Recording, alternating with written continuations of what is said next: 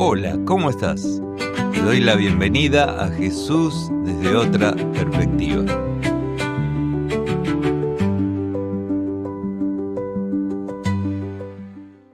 Cierra los ojos por un momento. Imagina que estás en Jerusalén, en el templo, en las escaleras. Ves la escena llena de peregrinos, mucho bullicio con los mercaderes, los cambistas contando monedas y el sonido de las monedas cayendo en la mesa, ovejas y bueyes inquietos, todo de alrededor, la multitud de peregrinos buscando ofrecer sacrificios. El ruido es ensordecedor y en medio de todo eso entra Jesús. La multitud no lo nota al principio, pero Jesús comienza a mirar y analizar la escena y ve la corrupción y la irreverencia con la que han invadido la casa de su padre.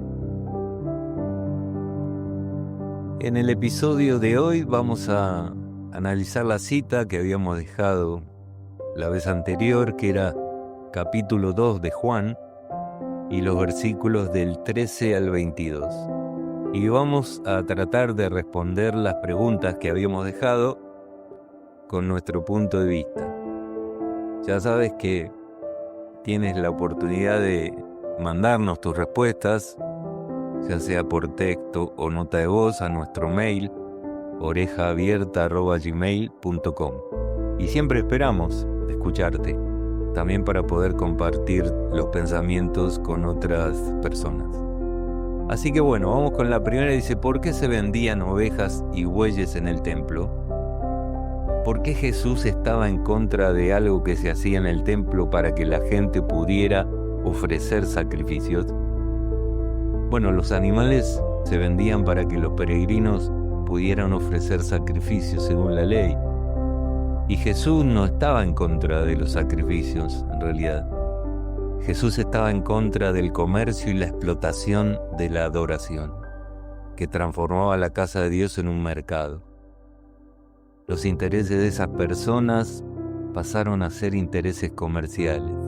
Y lo peor de todo es que esos intereses y manejos comerciales y de dinero beneficiaban a los religiosos de adentro del templo, que se llevaban sus comisiones y tenían beneficio de todo lo que se veía allí en la entrada del templo. Por eso es que Jesús se puso de esa manera. En realidad, Jesús se indignó, pero no por un capricho, sino porque la casa de Dios estaba siendo profanada. La número 2 decía, ¿cuándo un servicio en el templo se puede transformar en algo nocivo para el plan de Dios?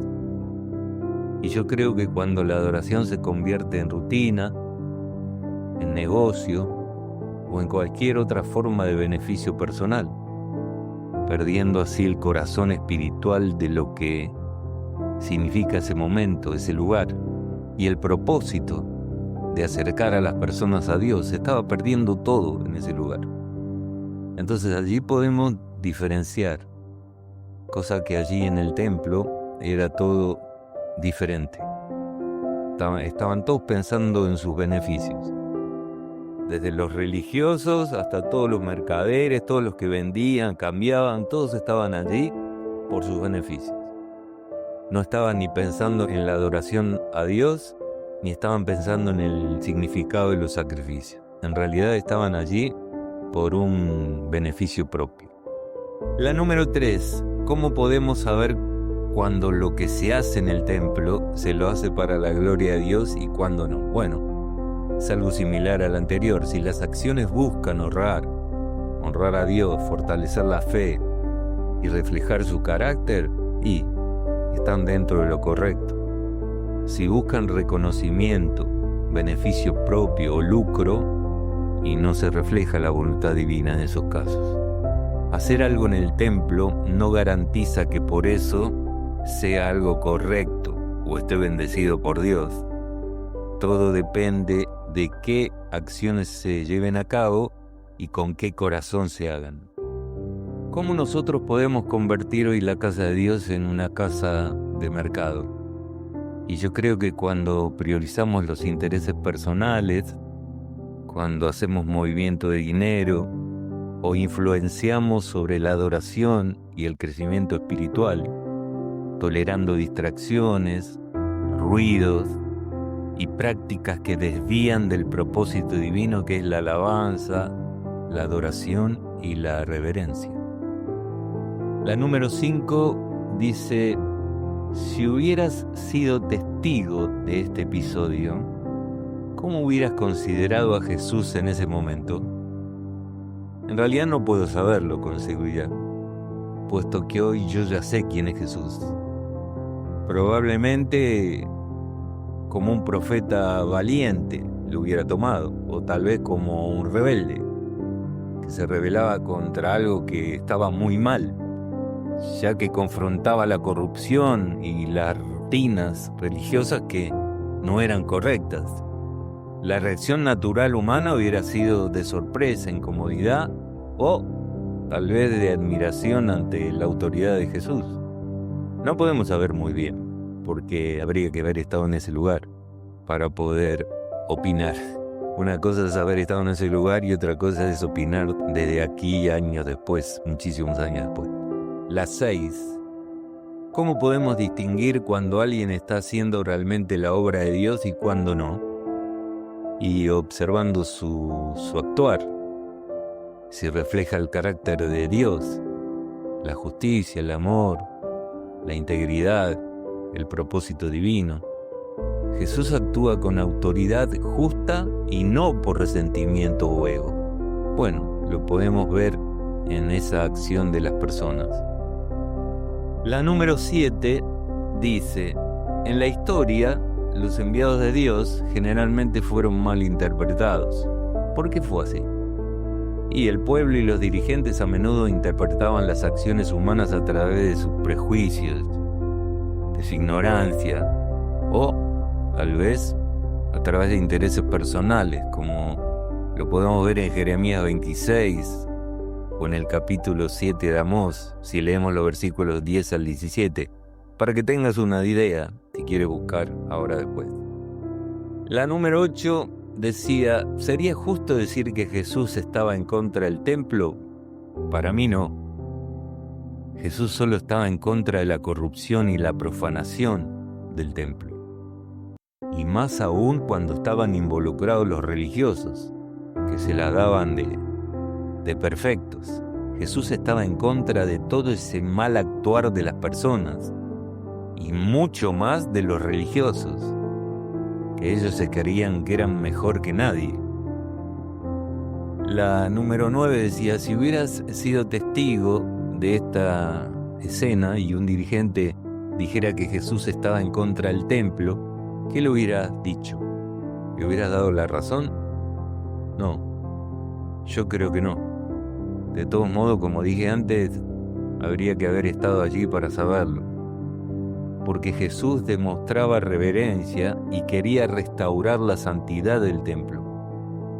La acusación de los dirigentes se basaba en intereses propios y en prejuicios, pero no era la verdad. La número 10 decía: ¿cuáles son las evidencias que muestran que Jesús no estaba en contra del templo? Y su celo por la gloria de Dios, sus enseñanzas sobre la verdadera adoración, su cumplimiento de los sacrificios y mandamientos, y su disposición a enseñar y purificar desde el amor y la justicia divina. La número 11 decía así: ¿estaba Jesús en contra de los dirigentes y mercaderes del templo? No, en contra de las personas no estaba Jesús. Jesús estaba en contra de lo que estaban haciendo. Como dijimos antes, de la corrupción, la profanación de la adoración que ellos cometían. De hecho, que a ellos no les pegó con el rebenque. Solo volteó todo lo que hacían, porque era lo que estaba mal. La siguiente pregunta decía: ¿puede Jesús, revelando el carácter de su Padre, ponerse en contra de una persona? Sí, claro que puede. Pero siempre en el sentido de confrontar el pecado, la injusticia o lo que sea un obstáculo para el plan de Dios. Nunca por cuestión propia, por decisión propia, o por ego, o venganza, o por deseos personales. Jesús no actuaba así. La número 13 dice, Jesús estaba restableciendo la reverencia en su casa. ¿Era el ruido lo que lo incomodaba o era otra cosa? Bueno, lo venimos diciendo. Lo que lo incomodaba era la profanación del propósito sagrado, el convertir la adoración en comercio y manipular todo eso para beneficio propio, desviando así el corazón de las personas que debían ser conducidas a Dios. Fue un momento realmente fuerte y creo que ese momento fue el que ya determinó que lo quisieran matar a Jesús. La 14 dice, ¿qué es reverencia? Hablando de la reverencia a Dios. Reverencia a Dios es una actitud de profundo respeto, amor y adoración hacia Dios. Se manifiesta al honrar su majestad, reconocer su señorío y vivir con humildad, gratitud y obediencia a sus mandamientos. No se limita al silencio, sino que es una disposición del corazón que se demuestra tanto en momentos de quietud como en expresiones de júbilo y alabanza. La reverencia es parte del ser humano que reconoce la personalidad y la persona de Dios. Es reconocimiento profundo del valor y la santidad de Dios, reflejado en actitud, respeto y obediencia.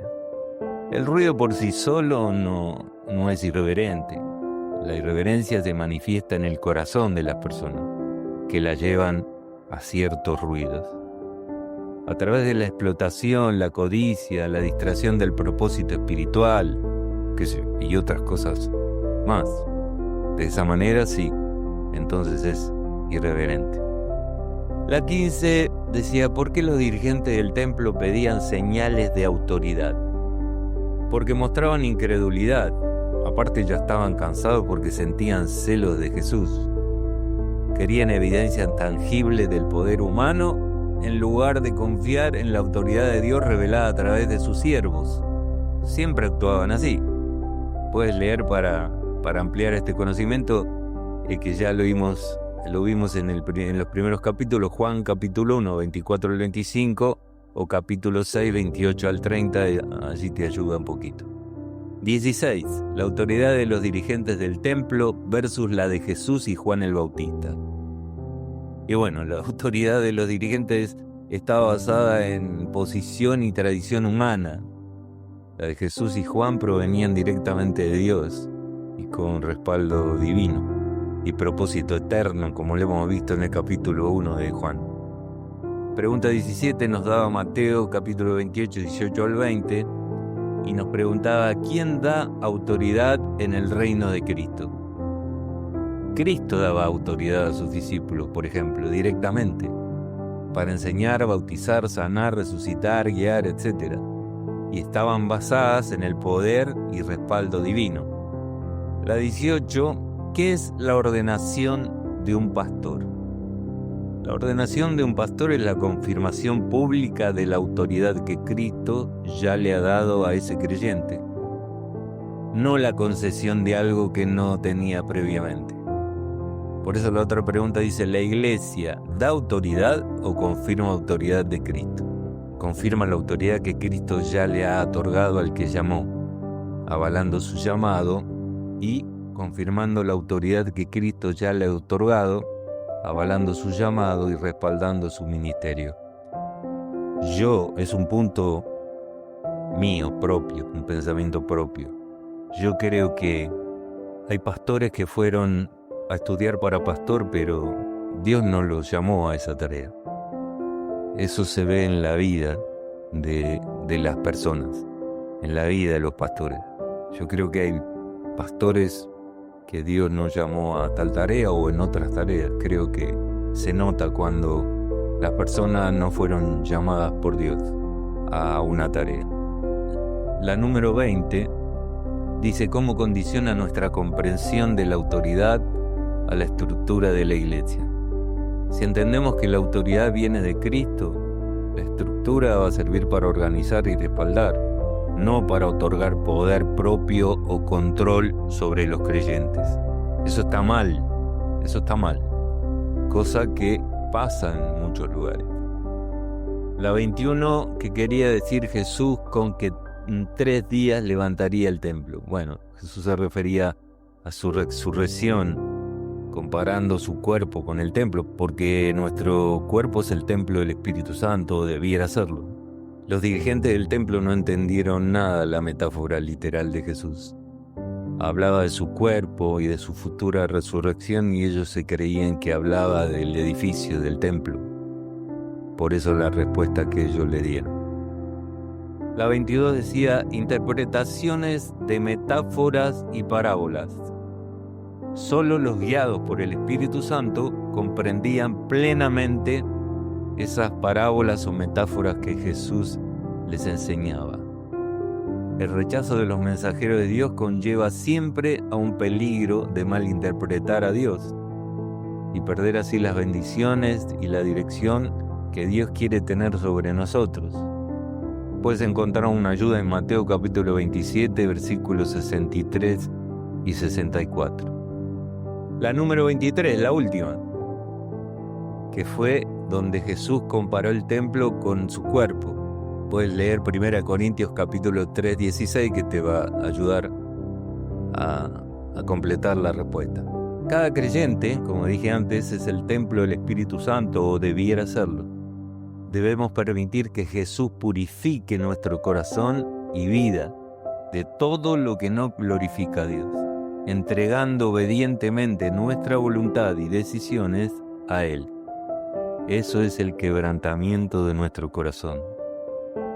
Vivir en obediencia es solo posible cuando alcanzamos la humildad. Para alcanzar la humildad necesitamos vivir en arrepentimiento, quebrantando nuestro corazón a sus pies, reconociendo que sin Él nosotros no somos absolutamente nada. De esa manera llegará el momento cuando Jesús nos cubrirá con su humildad y seremos llenos de su espíritu y transformados en su reflejo. Pero todos nacimos para ser templo del Espíritu de Dios. Así llegamos al final de las respuestas y recuerda que Jesús no estaba en contra del templo como institución. Tampoco estaba contra las personas, sino contra la injusticia, la codicia y la profanación de la adoración. Estaba en contra de lo que ellos estaban haciendo, de lo que hacían todas esas personas y mucho más los religiosos del templo. Su indignación refleja el carácter de Dios, que es justo y santo y que quiere pureza y reverencia en el corazón de su pueblo. Esto que aprendimos lo podemos aplicar a nuestra vida. Te puedes preguntar en qué áreas de tu vida tal vez no le estás dando gloria a Dios con tu templo. Jesús puede limpiar nuestras vidas de todo aquello que impide la verdadera adoración. Solo necesitamos rendirnos, decirle: Señor, yo no puedo, e invitarlo a entrar y vivir en nuestro corazón para transformarnos en el reflejo de su carácter de amor. Por eso reflexiona. La diferencia con Jesús es que Él actúa con justicia y amor.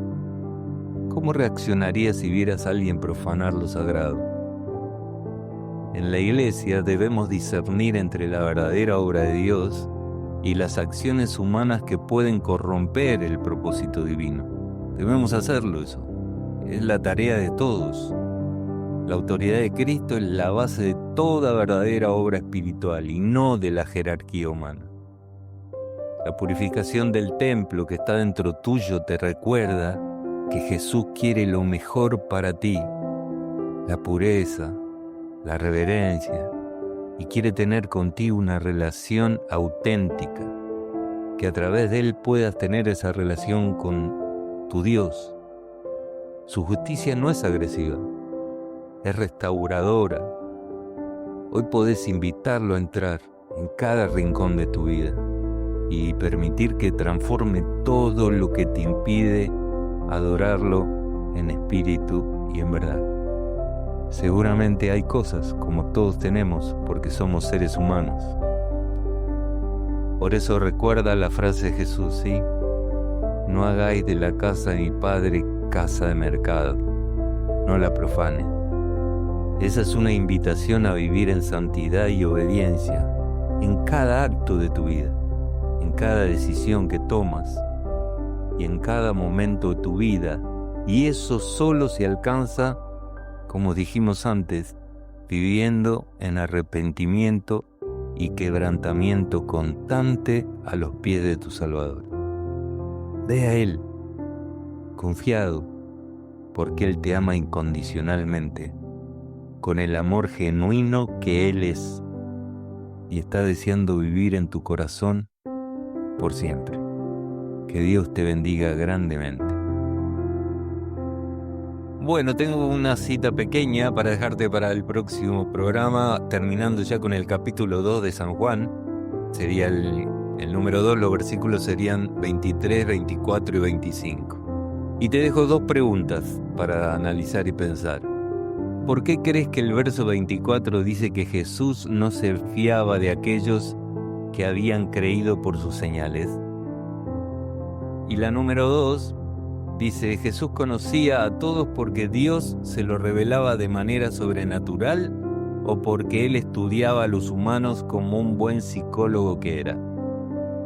¿Podemos nosotros tener el mismo conocimiento acerca de los humanos como tenía Jesús? ¿Podemos nosotros saber lo que hay en el hombre? Bueno, allí tienes 2 para analizar y responder para el próximo programa. Hasta aquí fue nuestro episodio de hoy. En el próximo seguro tendremos algún otro testimonio de personas que se encontraron con Jesús, cómo conocieron de Dios. Y eso es bueno para las personas que están en el comienzo del camino, que todavía no conocieron a Jesús o no conocieron mucho de quién es Dios. Entonces, esperamos que este capítulo te haya sido útil para aprender un poquito más, para tener una mejor relación con Dios a través de Jesús tu Salvador, para crecer espiritualmente y que compartas esto con otras personas que tengas a tu alrededor, que conozcas, que compartas nuestro podcast porque le puede ser de bendición a muchas personas. Así que bueno, te deseamos que tengas una gran semana por delante, como siempre te lo decimos, que Dios te guíe en cada uno de tus pasos y si Dios quiere, nos volveremos a encontrar en el próximo episodio de esto que decidimos llamar Jesús desde otra perspectiva. Un abrazo fuerte, hasta pronto, chao.